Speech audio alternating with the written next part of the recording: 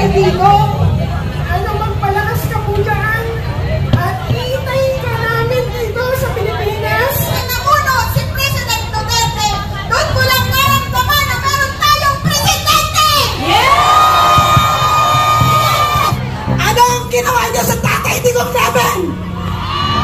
Tinanggalan niyo kami ang karapatan. 32,280,000 natin ng human rights, mas ipaglaban nyo ang 2 taong ginahasa, 5 taong ginahasa, lolang ginahasa, ang pinatay na walang kamalay-malay. Yun ang ipaglaban nyo. Yun ang masakit. Punong-puno ang liwasan. Yes! Kaya mag-ingat tayo dahil baka may mag-picture ng mga bakanting upuan.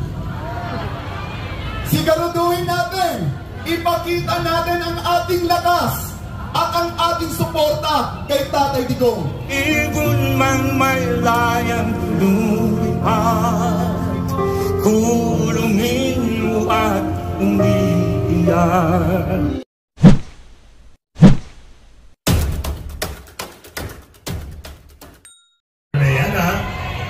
Okay. Guys, so good afternoon. Andito nga pala tayo sa Liwasan Bonifacio sa may Metro Manila. At ngayon ay araw ng March 15, Sabado. So ngayon guys, nag-assemble na yung mga supporters dito ni President Rodrigo Duterte. Kung makikita nyo guys, marami na ring tao yung mga nandito. Talaga namang hinihintay lang yung pagbaba ng sikat ng araw. Kasi medyo mainit yung panahon ngayon, ang taas ng sikat ng araw. Kaya wala pa kayo makikitang tao doon. Pero mamaya, 100% itong venue na to ay mapupuno to ng mga supporters ni President Rodrigo Duterte. So mamaya, update ko kayo. So let's go! Bring him home! Bring him home! Hey! Kayo, tingin ko lang talaga kung masaya kayo. Totoo. Kasi ang susunod natin isasama. Dito ba rin kami? Hindi ako. Kaiba to, partner. Ayan ha. Okay. Dito ba lang may mahabang mensahe? Ayun. Tatay Digong, bring back home. Yun. Ito may mahaba pa. Ayan. Sige. Basahin natin yung mamaya. Yung mahaba, may mahaba dun sa ating look. Kaya si ate na naka-yellow. Hindi ko mabasa eh. Hindi namin mabasa. Ate, baka pwede kang lumapit ng kaunti. Tapos yung doon yung may karton yung si Mami doon. Tatay Digong, mabilik ka sa Abril ba yun? Basta babaanang pauwiin ka dala ng ating Panginoon. Yes. Ayan, thank you po. Sige, I think ready na sila. Hindi pa. Okay. At saka mamaya, partner, meron pa tayong mga makakasama. Meron pang paparating from NCR. So, meron, di lang po tayo rito mamaya ang magsasama-sama. Tatay Digo, ano magpalakas ka po dyan at iitayin ka namin dito sa Pilipinas. Hanggang may kumakandidatang Duterte, susuportahan namin. Sinabi yung Tatay Digo.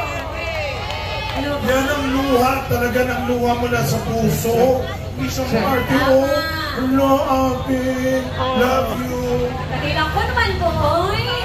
May natin. Meron pang isa part na from Antipolo din. From Valenzuela. Galing Bicol. Simula nang namuno si President Duterte, doon ko lang naramdaman na meron tayong presidente! Yeah!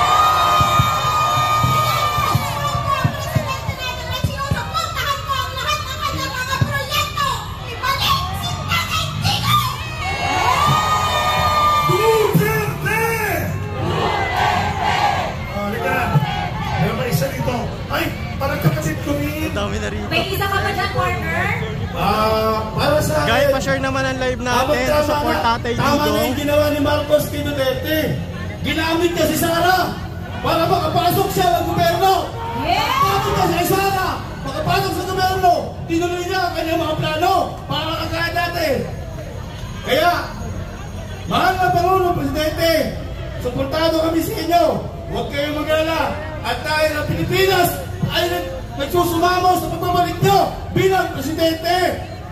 Masaya kami ngayon dahil inaayos namin ang Pangulong Presidente Duterte. Kaya manda ka. Okay ka lang? Duterte! Duterte! Isa sa mga kasama natin Guys, pa-share naman ang live natin. Pa-like, sige na. Pa-touch na rin ang screen. So, sobrang dami rito guys na alam mo yung kahit na sobrang init ng panahon, andito pa rin sila. O yan, sobrang tirik ng araw. Medyo na ano ko kasi. Wala na, naharangan na tayo. Ito pong presidente na kaupo ngayon, isinuko ang ating soberenya at kitang-kita naman natin sa mga nangyayari. Tatay, tingnan mo ang sambayanan mo. Kung hindi ka kayang panindigan ng Pangulong ito, ang sambayanan mo ang titindig para sa'yo. Inatag mo ang sarili mo, inatag namin ang pagbabalik mo, dahil alam kong mahal na mahal mo kaming lahat at mahal na mahal ka rin namin, tatay. Tama! Ay na na, chika mo! Duterte! Duterte! Ayan, meron naman tayo dito, partner. Ayan, Andito si ano, si Ma'am Ninja. Negra. May mga kaibigan tayong ano dito guys. Mga kaibigan, mga Muslim. Kung ang puno, tinanggalan mo ng lupa, o anong mangyayari?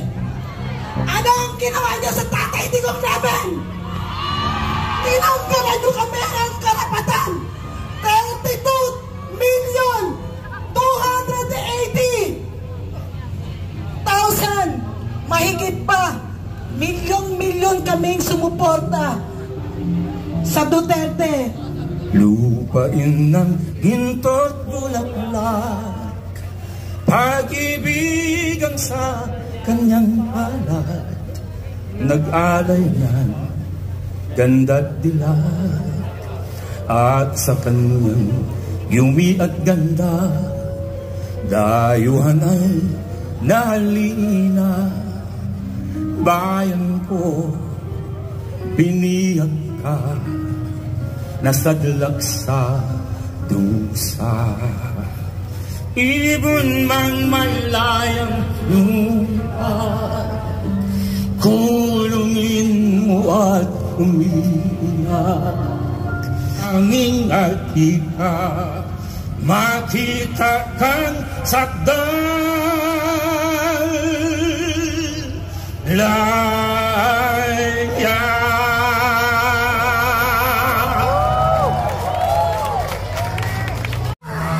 Pero ang mga Pilipino lumabas, ipinakita ang pagmamahal sa ating dating Pangulo. Nagtataka sila kung bakit ipinadala sa banyagang bansa ang ating Pangulo na nagdulot na magandang epekto sa bawat Pilipino. At bago tayo magpatuloy ka partner Admar, maaari na po tayong makaupo. Once again, lahat po tayo dito ay nandito sa liwa. Ay naniniwala sa mga programa at nagawa ni Tatay Digong sa loob ng 6 na taon. Tama po ba? Yes!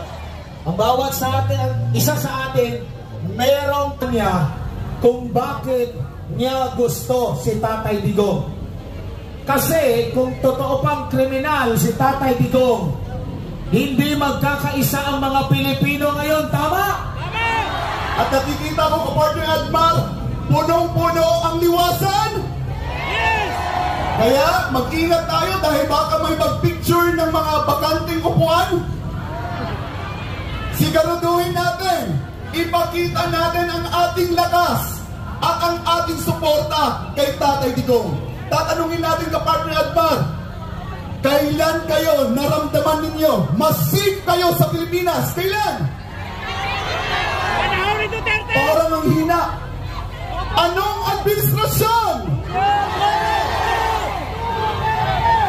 Duterte! Duterte! Duterte! Duterte!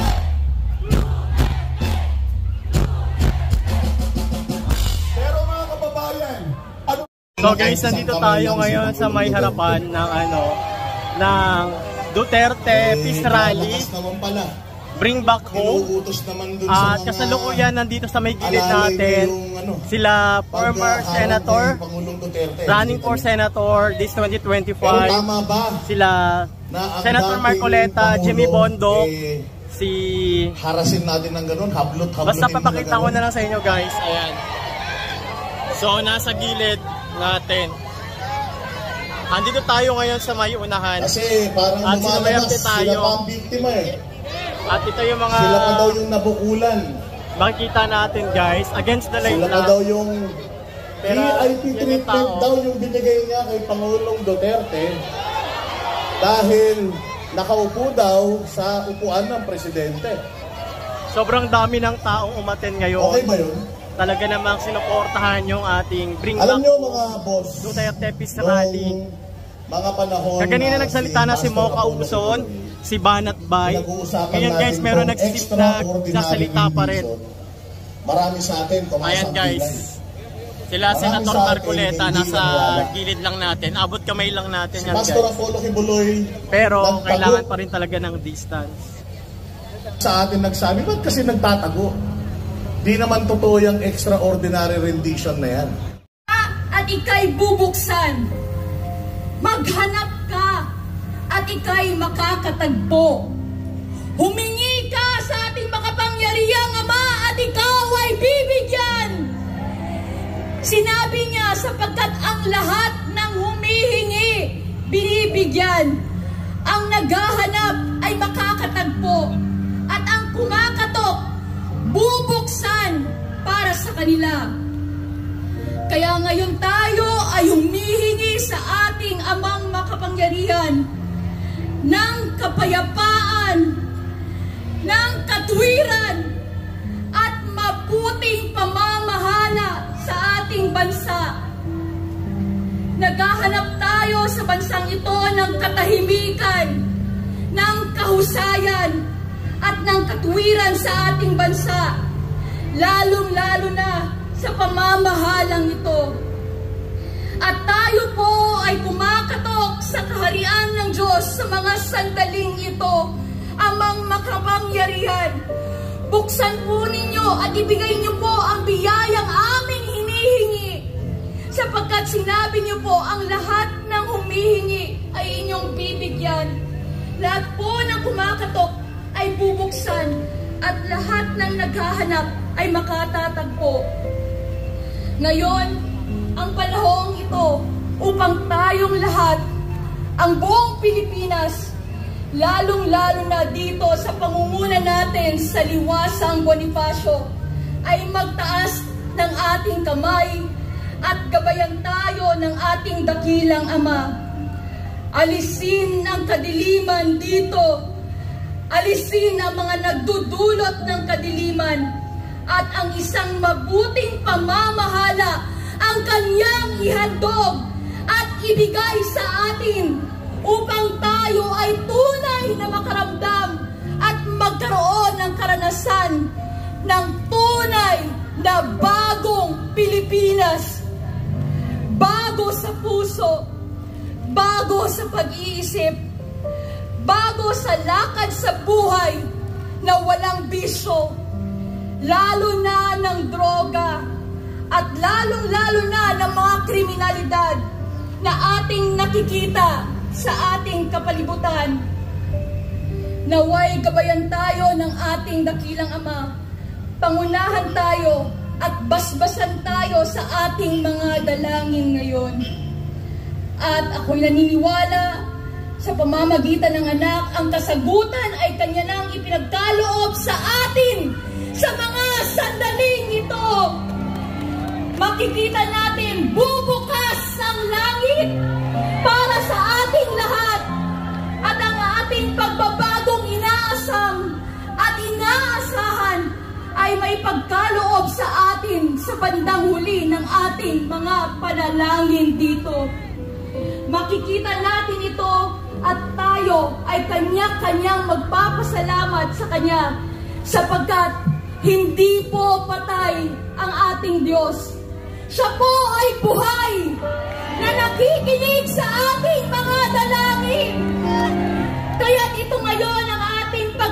magkaisa at magkapit-bisig tayo, magkaisa ng puso't layunin at hingin natin ang gabay ng ating dakilang makapangyarihang may kapal na tayo ay kanyang gabayan sa tunay na landas ng kaliwanagan, katapatan at pag-ibig at mabuting pamamahala. Huwag po ninyong kalimutan ang ating mahal na Pangulong Duterte na nasa Netherlands ngayon, Ama. Huwag niyong kalimutan si Vice President Sara, ang kanyang pamilya, ang pamilya ng ating Pangulong Duterte, ang kanya pong asawa, mga anak na siyang nagtatanggol sa kanya. Nakita natin kung ano ang nangyari sa kanya doon sa Villamor Air Base. Wala pong kagalang-galang, walang respeto na hinila ang kanyang mga kasamahan. Pati siya ay pinagsabihan pa ng hindi maganda. Hindi po ito gawa ng Diyos. Ito'y gawa ng masamang espiritu. Talagang sinisikil ni Satanas na nagkatawang tao ang mga taong ginagamit ng Diyos sa kaliwanagan upang ang peace and order at ang kasaganaan ay mapapa sa ating bansa. Ayaw talaga ni Satanas yun. Kaya ngayon, tumatahak tayo sa kadilimang ito. Pero mas makapangyarihan ng Diyos kaysa anumang galamay ng kasamaan. Amen. Let us overcome evil with good by our united prayer. Na lahat tayo, anuman ang relihiyon ninyo, wala na pong diskriminasyon ngayon. Magkaisa tayo bilang Pilipino at ialay natin ang ating bansa sa ating poong may kapal.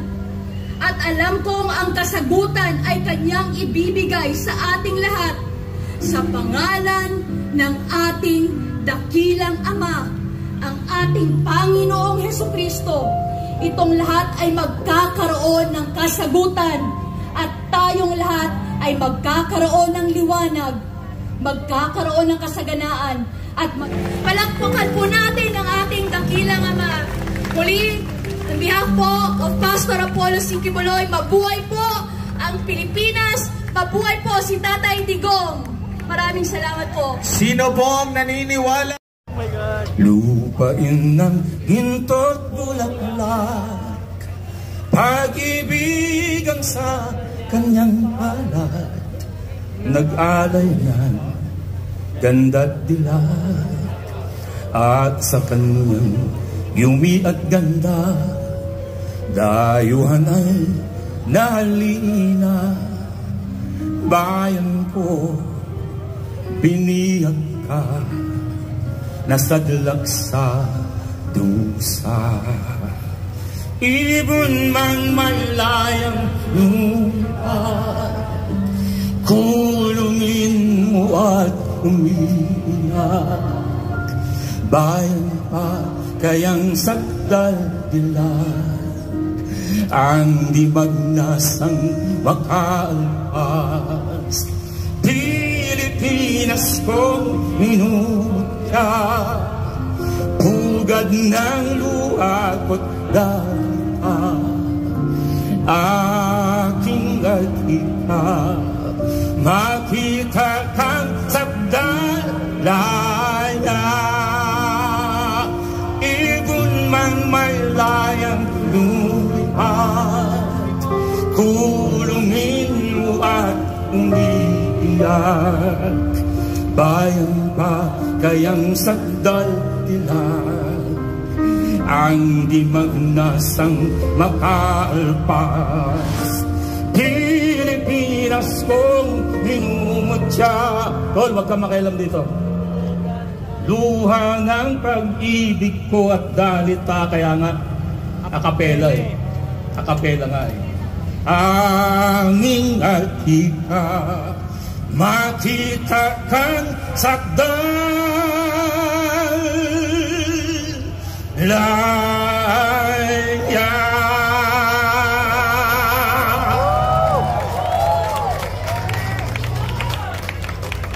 Mabuhay si Pangulong Rodrigo Duterte! Sinong naniniwala?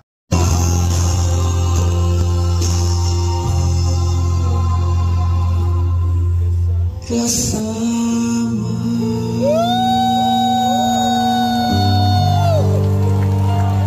maging Diyos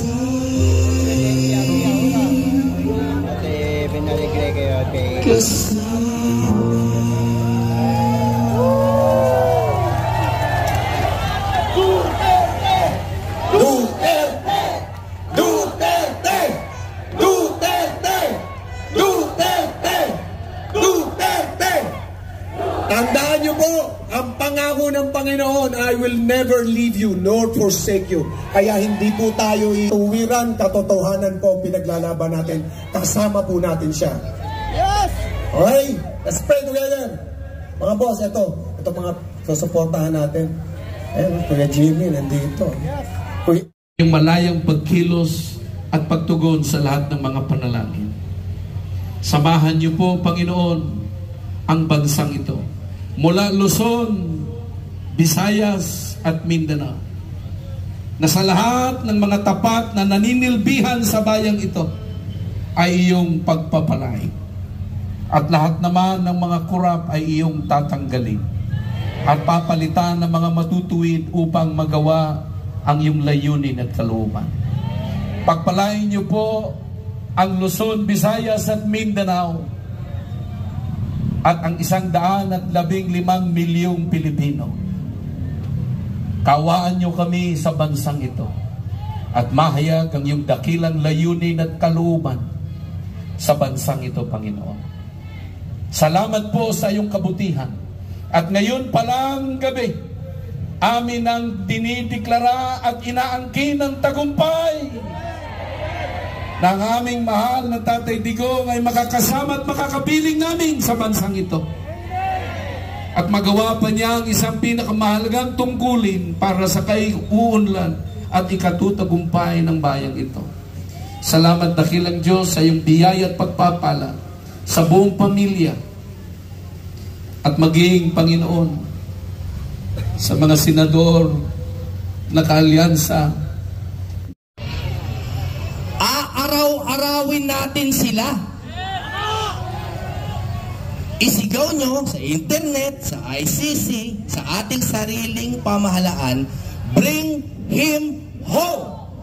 Bring him home! Bakit po? Tama. Andito guys si Senator Bato de la Rosa. Nandito lang sa may likod natin. Yes, kausap natin ang ICC. Send him home.